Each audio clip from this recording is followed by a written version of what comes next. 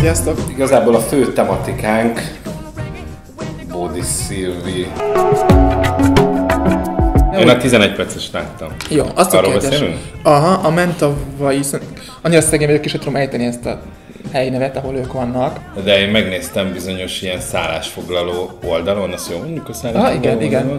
19-ben, már egyetlen egy éjszakát sem lehet foglalni. Nyilván az, hogy igazából Body Sylvie nélkül is állandóan foglaltak az apartmanok, akkor nem tudom, mennyire érte meg a resortnak, meg ugye ez szerintem az olyan fura, hogy most magyar közönségnek csinálunk egy ilyen YouTube csatornáját, mert ugye angolul és ilyen mondatok hangzanak el, hogy jaj, Istenem, nem eléggé vakszoltam le a szörfömet, hogy ez mely magyar célcsoport. A videó úgy kezdődik, hogy rohannak, hogy elérjék a csatlakozásukat.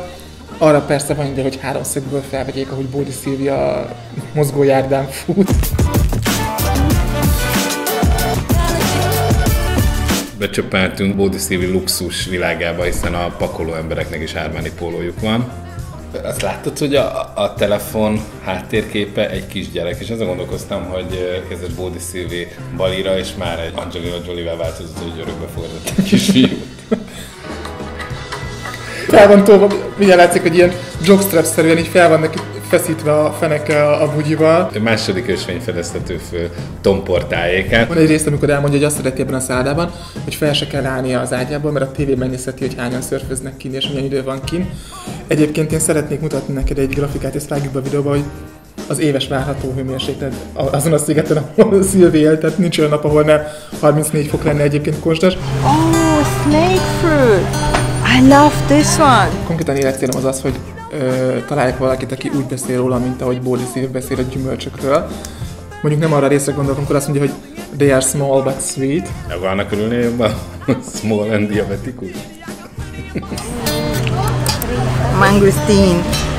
I am in love with this fruit. Egy vagy két évvel ezelőtt Csisztus Zsuzsánál láttuk azt, hogy mennyire szervigyesnek kell lennie valakinek ahhoz, hogy meghálálja az otthont adó hotel vagy motelnek a vendégszeretetét, amit nyilván ilyenkor ingyen biztosít a hotel. Zsuzsa végig úgy viselkedik a szálloda alkalmazottai előtt, mint aki érzi azt, hogy amit ők nyújtanak ezzel a műsorral, az nem hozza vissza azt az nincs egyensúlyban azzal, amit ők kapnak, és ezért állandóan feszeg és nyallárkodik. Már elsétáltuk a hosszú 2000 négyzetméteres wellness mellett, még most üres és ártatlan. Body Sylvie is hasonlóan nyilvántja ki a tetszését az egyik ilyen párlakásos apartman együttesben, amikor az alábbi jelzőket használja konkrétan bármire. Oh wow, beautiful. That's very cool. That's spectacular. I can't wait to see. Wow, this looks amazing. This is beautiful. Nekem úgy hangzik Body Sylvie, mintha a kincs, ami nincs bele, az Anulu lenne, tudok ilyen összefüggéstelenül beszél. And it is located between Padang Padang and Uluwatu.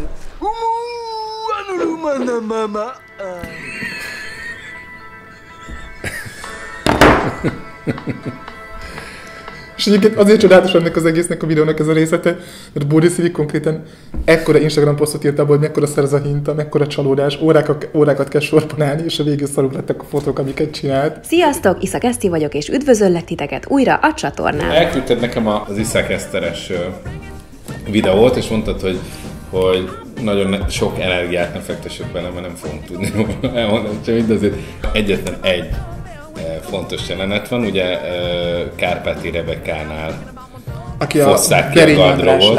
Igen. Ha három szóban kellene jellemeznem a stílusomat, talán azt mondanám, hogy laza. Ki a tököm az, aki WC illatosító tesz ki a nappaliba? Lehet, hogy van kis átok, és akkor azért nem. Ilyeneket írtak. Hogy előgondolod azt, hogy egy hölcsük piszkít otthon a szőnyegre, mint Kárpáti Rebeka? Hagyjunk békében.